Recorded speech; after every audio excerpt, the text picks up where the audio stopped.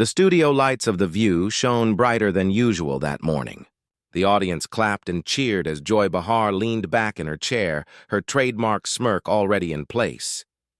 Across the table sat Blake Shelton, calm, easygoing, a little out of place among the fast-talking hosts. He'd come to promote his new project, but the conversation was drifting far from music. At first, it was playful banter. Joy teased him about his country charm, and Blake chuckled along, trying to keep it light.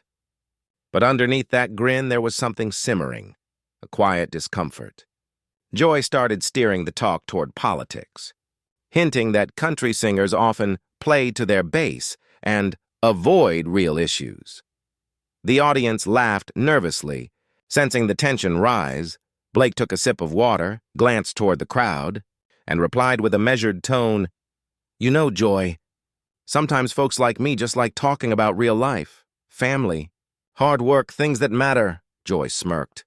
"Real life? Honey, I don't think people in Nashville are living the same reality as the rest of us." The crowd gasped.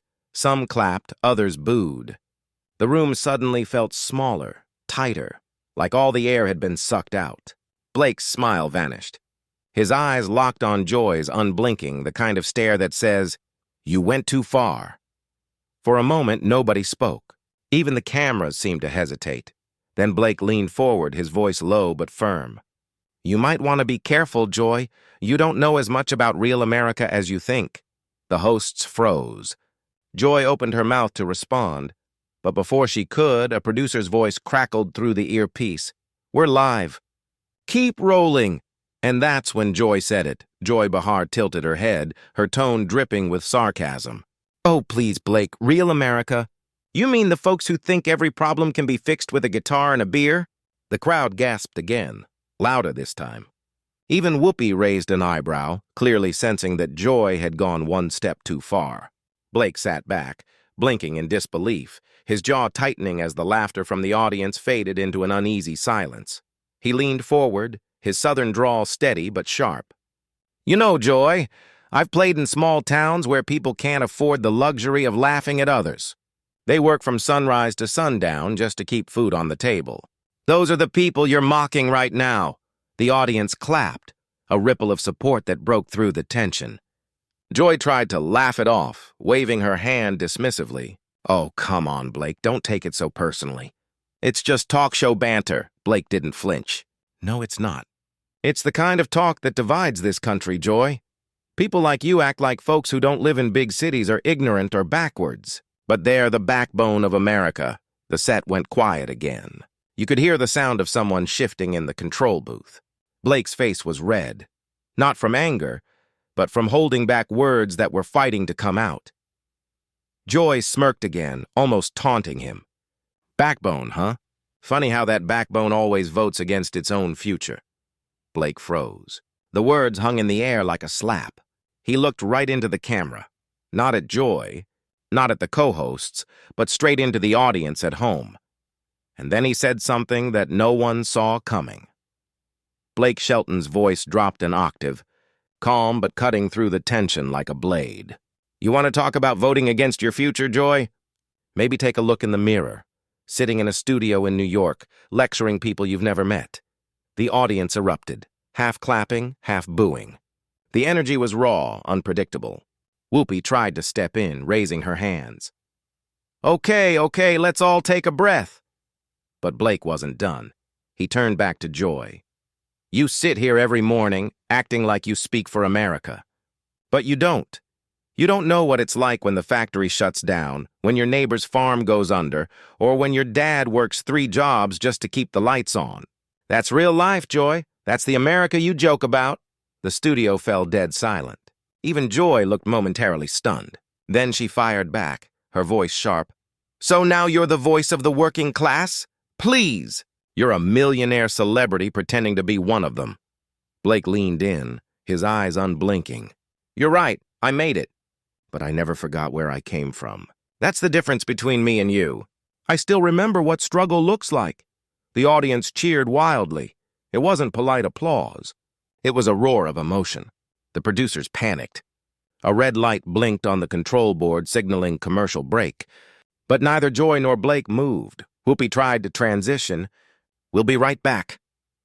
When Joy muttered something under her breath, her mic still hot, a few in the front row heard it. Their faces said it all: shock, disbelief, even disgust. And before the cameras cut, a single phrase leaked through the studio speakers. When the show returned from commercial break, everything felt different. The audience's chatter was gone, replaced by an uneasy hush. The hosts were visibly shaken, and Joy Behar's face was tight, defensive. Blake Shelton sat motionless, his hands clasped together, eyes fixed on the table. What Joy had muttered off mic, a dismissive, condescending remark about redneck voters, had already hit social media during the break. A clip was spreading like wildfire. Twitter, TikTok, and YouTube were lighting up with outrage. Hashtags like Blake Shelton Speaks Truth and Joy Behar Exposed started trending before the segment even resumed.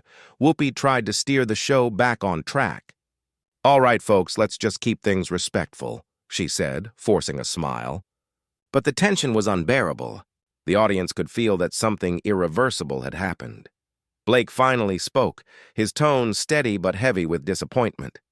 "You know, I didn't come here for politics.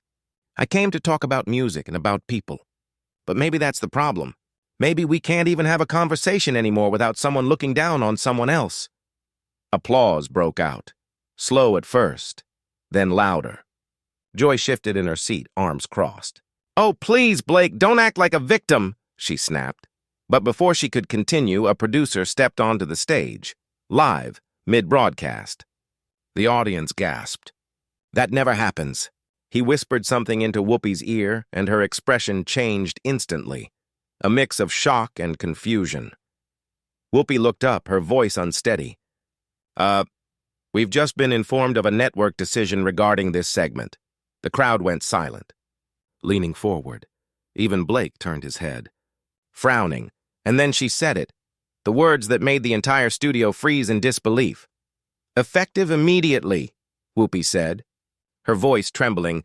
"ABC is suspending this segment from rebroadcast pending review." The audience gasped. Joy's mouth fell open. "What? You can't be serious," she blurted, turning toward the producer who was already signaling for her mic to be cut. Blake sat in stunned silence as the cameras kept rolling, unsure whether to speak or stay still. Within minutes, phones in the audience lit up with notifications. The clip of Joy's off-mic remark had gone viral. Millions of views, thousands of furious comments.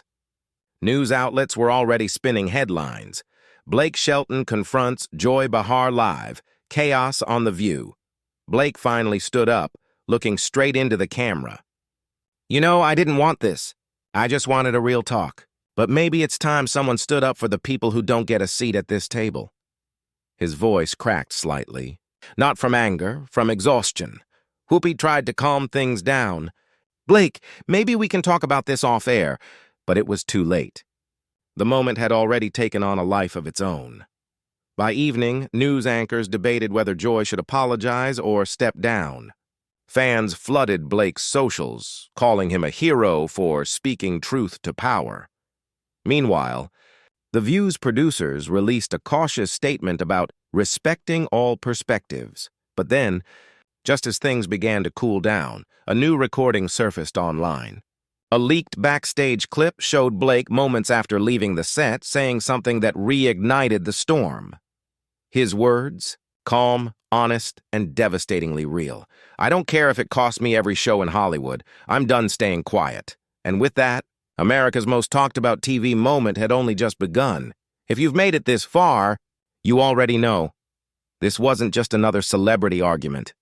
What happened between Blake Shelton and Joy Behar pulled the curtain back on something much deeper. A clash between two sides of America that rarely sit at the same table and truly listen. You could feel it. The tension, the truth, the heartbreak of people talking at each other instead of to each other. And that's exactly why this story matters. Blake's words hit home for millions, not because he's famous, but because he said what so many have been thinking and feeling for years. Whether you agreed with him or not, you can't deny one thing. That moment changed the tone of daytime TV forever. But here's the question that still lingers. Was Blake brave for standing up or reckless for speaking out? Was Joy just doing her job, or did she cross a line that should never be crossed? We want to hear what you think. Drop your thoughts in the comments.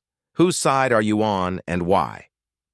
If you believe in open conversation, truth over ego, and voices that refuse to be silenced, then hit like, tap subscribe, and turn on notifications. Because this story isn't over, not even close.